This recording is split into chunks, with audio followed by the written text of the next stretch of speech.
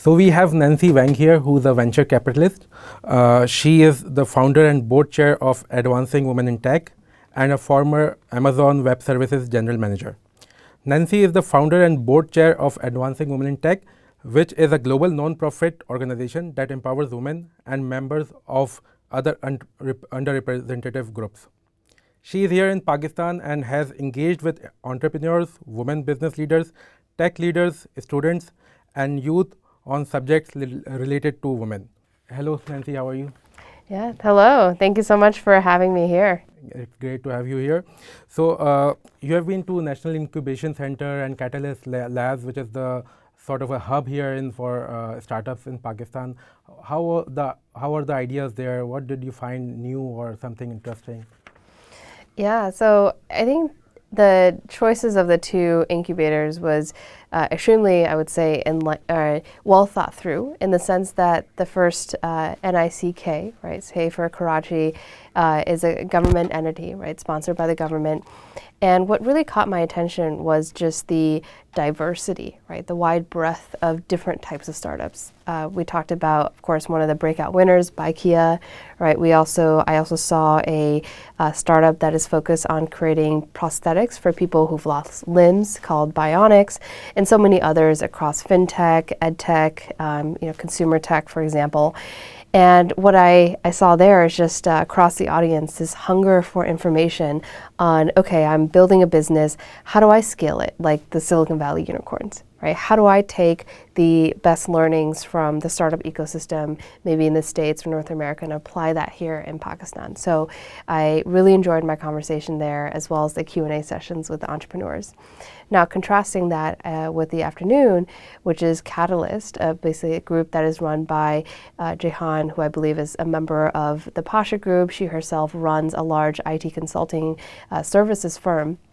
Right there, the conversation actually largely reminded me of discussions that I would have with people back in Silicon Valley, right? So she's super plugged in. She basically seems like she's worked in the U.S. forever, and knows all the key people, all the key players, right? And so I think having someone like her, of her profile, right, running Catalyst, it also brings more of that Silicon Valley perspective, right? So I think if you contrast that with NICK, I see really the future potential for startups within Pakistan to really have a talent and support from multiple angles. So there is not a single unicorn in Pakistan, and we are the fifth most populous country in the world. What do you think is missing here that we are unable to produce a big startup so far? So I would say, look, a couple of factors, right, help make startups successful, right, or become unicorns. It's not just one thing that you can say, okay, if you do this one thing, right, you're going to build $1 billion company.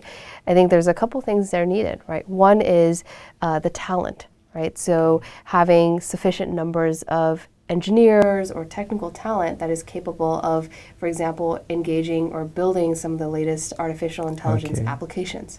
Right? Or number two, related to people, right, also looking at who is there to help sponsor, maybe invest in those teams, right? And that's where, as part of this State Department engagement, my first evening I was able to spend dinner having a lovely discussion with 3 seed stage investors, right? So seed stage, especially in the venture capital industry, it's really early in a company's journey. It's usually when the founders have an early idea, they're just about to get started, and usually, typically in the States, as I find, they're often pre-revenue, so they're not making money yet, and pre-product, which is they don't have actually the tangible thing, whether it's software, hardware, a product, to actually sell to customers. So when you're that early, right, you need people who can dream big, right, have that vision. Because look, before Google became Google today, it was just a search engine.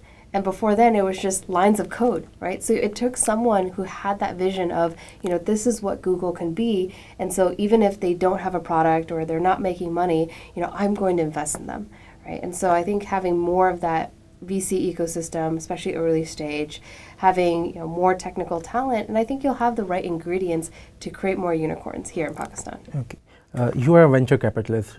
Did you see any idea that interests you that you would want to invest in?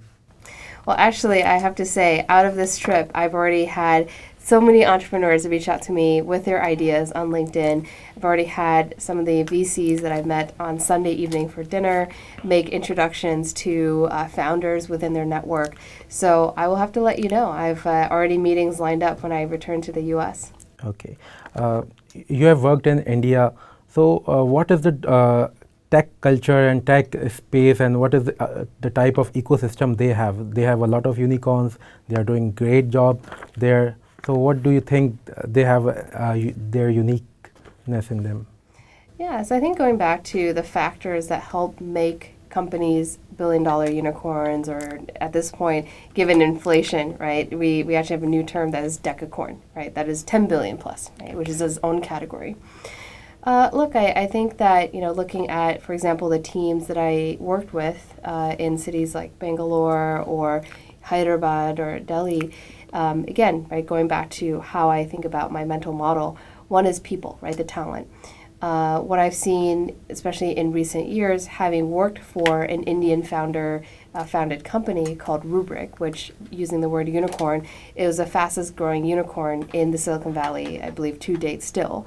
Right, so many of those engineers actually decided to return to India. Right, so if you think about talent, they went to good schools. Some of them actually pursued master's or graduate degrees in the U.S. Then took all of that knowledge back with them to, for example, tech hubs like Bangalore or Hyderabad or up north Delhi, and actually started companies. Right? And then once they started those companies, they started hiring other talent, which is either like themselves, expatriates, or local educated talent, right? So you have sort of that new, I would say, blood, right, being inserted into the talent stream that is really helpful.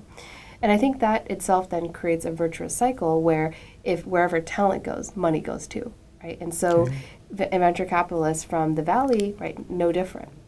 I'm sure they're looking at this pattern of good talent returning from places like the Silicon Valley or New York, East Coast, into cities in India and saying, okay, clearly these people are going to start companies, let's also invest in those companies. So I think when you have maybe a greater amount of, talent as well as outside dollars investment, right, you're going to create a virtuous sort of flywheel where more companies are being created, more talent is being generated and hired, right, in those companies, which potentially could result in a higher outcome of unicorns. You have been traveling to a lot of economies and countries around the world. What different thing you find in Pakistan in the tech space, especially talking about? Absolutely. I think there's a lot of excitement that I'm seeing around technologies, and especially, for example, I had great discussions with the people in Pakistan around cloud computing, around Amazon, around topics like e-commerce, right, retail, even security and artificial intelligence. I think, like I see a ton of excitement, right? The energy to pursue some of these topics. And certainly I think with bringing in, for example, more experienced talent overseas, and that's actually one population I was also able to meet on this trip, is expat Pakistanis from Silicon Valley who've worked at companies like Google or Amazon, have also gone on to start their own companies locally, funded by Silicon Valley VCs. So if we can increase that number, right, of individuals, high caliber individuals, who, as you can imagine, if they start companies here in Pakistan, they will hire other Pakistanis locally, right? And that's how you up-level the talent of the population and, to your earlier point, result in more unicorns. So there are a lot of like different fields in the tech side. There is a SaaS, like a software as a service, and then there is cybersecurity. Where do you see the future in the tech space? What the like current entrepreneurs should focus on? Yeah, so SaaS, I would actually argue, is no longer a category on its own. Everything is SaaS, right? Okay. So if you go online to any software, whether that's, pick your poison, right? Slack, which many of us you might use within our company as communication, that's SaaS. Or also, if you look at, for example, a cybersecurity company called CrowdStrike, many of us, and I'm sure probably folks in the State Department, have CrowdStrike software installed on their phones or on their laptops. That's the agent, right, or software on your device that prevents maybe malware from getting in, or if you're going to other websites, right, phishing links. That's actually a SaaS software as well. It's just a different flavor of SaaS, and so on and so forth. Right, so I would say there's a lot of opportunity generated, especially with generative AI, no pun intended, across all of these verticals, right? Because even if you imagine, as an example, Canva, which is in the Felice's Ventures portfolio, everyone uses it to generate PowerPoints, or basically better than PowerPoints, templates, right? Presentations, or maybe beautiful graphics, right? That looks like a designer designed them. You can leverage AI to, for example, you can issue a prompt such as, create a presentation for me for tomorrow's board meeting where I can share the latest financial performance metrics. And it will take that prompt and actually create an outline for you in Canva itself with slides of financial projections, of what you want to say to the board, of the bullet points that you want to make for the board. So that's a great use case of an existing SaaS platform that is Canva, right, around making design accessible for everyone, but leveraging AI to actually help users be even more creative, be even more efficient. Right, now let's look at another example more in the enterprise space that I typically look at, which is take cybersecurity. Right, so we have this whole theme of AI, right? AI creating malware, AI creating its own ransomware, right? So then enter the idea of AI fighting AI, right? So there is AI-enabled security, right? You use artificial intelligence to help you better see, for example, all the incoming alerts that you're getting from all of your, let's say, endpoints, right? Or websites or browsers. Be able to tell you which alert is actually important and how to solve that alert, right? Or in the security world, we say remediate that alert. And so that's an example of where you can use AI to actually combat AI that could be used maliciously by hackers or ransomware actors. So if a hacker has access to AI, then You have how to can assume they protect it? already have access to AI. Yeah, Because if you have yeah. access to So ChatGPT, they have access as well. so whose AI will be powerful to compete in It's an the arms race, and that's I think what we're from an investing perspective, right? If you ask me, where do you see opportunity? Really, that's where we see opportunity. Because look, if people like us lay people, right, who are not hackers, I'm not a hacker, can access ChatGPT, right, or leverage LLM applications to get them make themselves more productive, right? Think about if the hackers were to, for example, write ransomware. And actually today, using LLMs, you could achieve some of that. So for example, what is ransomware? Ransomware is overwriting data on disk. Ransomware is, for example, reading different files, right? Each step of the ransomware process is not malicious in itself, but if you prompted an LLM, right, with those steps, that is ransomware, if you compile it all together, right? But from an LLM perspective, right, we have not gone to the point of our AI development maturity cycle yet for the LLM to know what is right and what is wrong, right? It will just do what you ask it to do. So that's an area where I see a lot of opportunity for companies to go and actually build guardrails, or you say, policies or controls to actually tell the AI model, this is right, this is wrong, and this is how you should reason right from wrong, right? Because it's a machine at the end of the day. It doesn't know on its own. If you see across the globe, there are different nations, there are different kind of people. So who will gonna decide that the AI have this guardrails and these things? And like we have seen in the movies, Terminator, there was a Skynet who was overriding everything. And then there is a movie of Johnny Depp, Transcendence. Can there be an artificial general intelligence that can do financially capture the data and then come up with its access to everything and then lead in everything? So can it happen? Yeah, a lot of, I would say, people are thinking about this doomsday reality or this doomsday picture.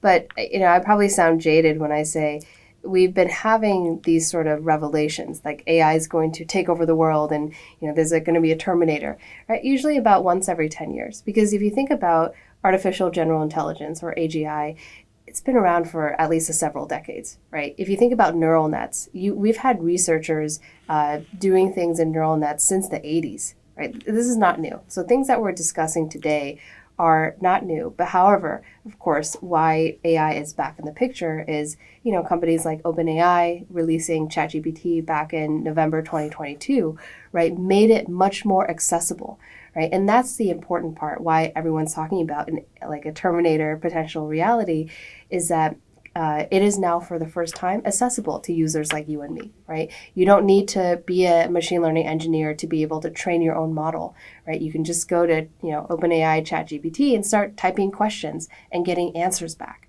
right? And that actually has been, I would say, the wave that is net new for this AI generation.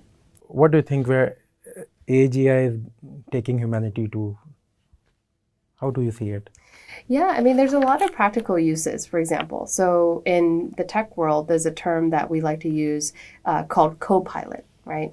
And so I don't think that AGI is completely there. So for example, if I'm the CISO, which stands for Chief Information Security Officer of a large Fortune 500 company, right? I probably would not be relying 100% on just AI to help me stop hackers, stop ransomware actors, right? And help me protect my data. That's too much trust in AI that we have not seen enough data that you can trust AGI to that level. So what I've seen more applications of is the idea of a co-pilot, which is AI, as imagine you're a pilot in a plane, being that person that sits right next to you, right? Helping you process information, helping you make decisions, but ultimately you are still the human in the loop and you have the final say. So human will have their relevance in the equation. Absolutely, right? And I think this is where, if you do want to talk about AI's impact on the modern workforce, right? Or jobs or roles, or let's say if you have someone who is just entering college right now and asking you, well, what should I study so that I can continue being relevant in this AI age? I would say, think about roles today that, ChatGPT or others can easily do, right? So if you think about every technological wave, for example, the invention of the typewriter, right? We needed tons of secretaries because many people didn't know how to type. And their sole job was to sit there, right, and transcribe what the executive was saying, right, onto a piece of paper. Now, we don't have secretaries, right? Instead, they're now executive assistants, which they do all sorts of things, such as handle your calendar or meetings or whatnot. But the job function still largely remains the same, which is make the executive more efficient. But what they do day to day now has changed, right? You don't see executive assistants sitting in front of the computer and just typing for 8 hours. What is your one message for the women entrepreneurs in Pakistan? What should they do to, have their startup reach new heights or maybe become a unicorn someday? Yeah, I was just speaking with a woman entrepreneur last night named Tanya, and she's the person I referred to as having worked at Google. She was leading the Next Million Users initiative for Google Android and based out of You're Singapore. talking about Tanya Address. Yes, Okay. yes, right. See, exactly right. She's well referenced. And for someone like her, she already has a great network, right? She has wonderful experience. She actually has investors who are based out of Silicon Valley. I think for her, right, she is a role model. And I would say we need more people like her to bring up the next generation. So that's where I think creating networks, which is why I was really proud to be a part of the Women's Leaders Summit that Yasmin Haider and the New World Concepts Groups runs, because those are forums where new rising generation of Pakistani women entrepreneurs can look right to other role models like Tanya, for example, and say, I want to be like her and I want to learn from her as I'm building my new company. Okay.